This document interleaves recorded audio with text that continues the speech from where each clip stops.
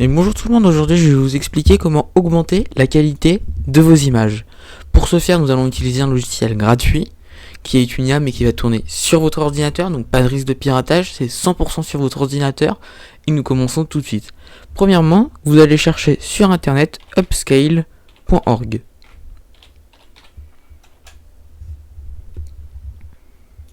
Vous allez arriver sur un site, le site est en anglais mais en réalité il est tout à fait, le logiciel est en français. Donc vous voyez que c'est assez impressionnant comment ça améliore les images. Donc là vous avez un peu une préversion de quoi ça ressemble, des fonctionnalités.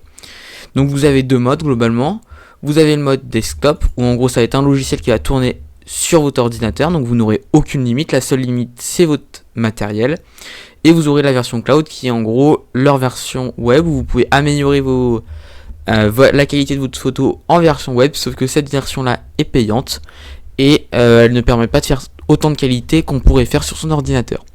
Donc commençons par le desktop, vous voyez que c'est compatible à Windows, macOS et Linux.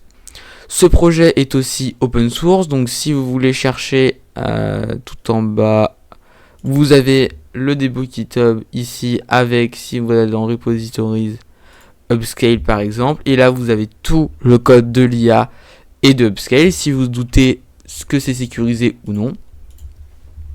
Donc nous allons le télécharger, donc là je vais télécharger la version Windows par exemple. C'est un assez gros logiciel, quoique non pas beaucoup. Hop, on exécute le petit fichier, on attend un peu que Windows se décide à l'ouvrir. Vous autorisez les droits d'administration. Vous faites installer. Vous attendez qu'il s'installe. Et ensuite, vous pouvez fermer ça et fermer Firefox ou votre navigateur web. Ensuite, là, vous verrez Upscale sur votre bureau si vous avez décidé de le mettre sur votre bureau. Sinon, vous allez là-dedans et vous cherchez, comme d'habitude, et vous cherchez Upscale et vous l'exécutez depuis ici.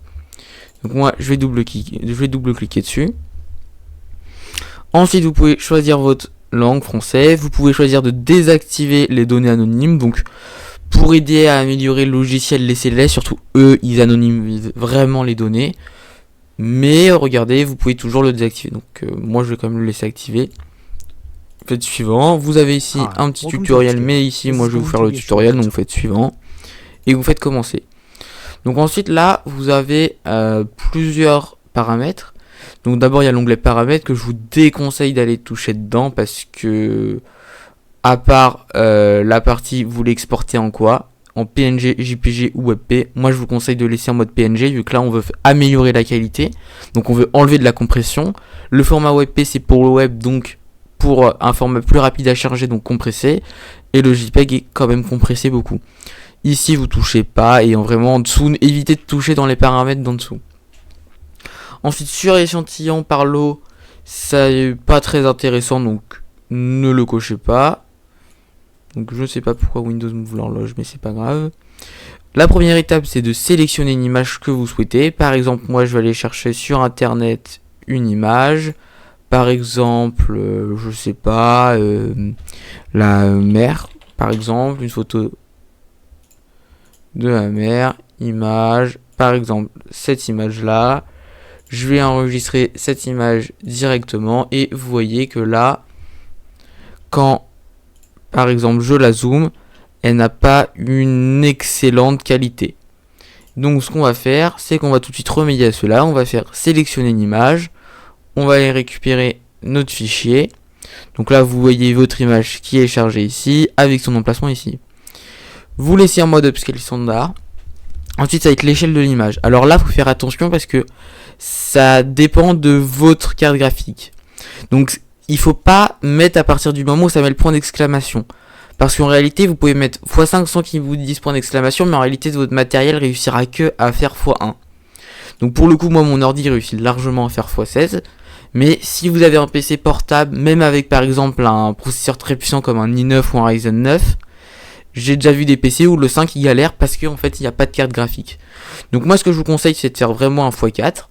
Ensuite, vous pouvez faire définir le dossier de sortie. Vous choisissez par exemple document et le dossier de sortie sera document.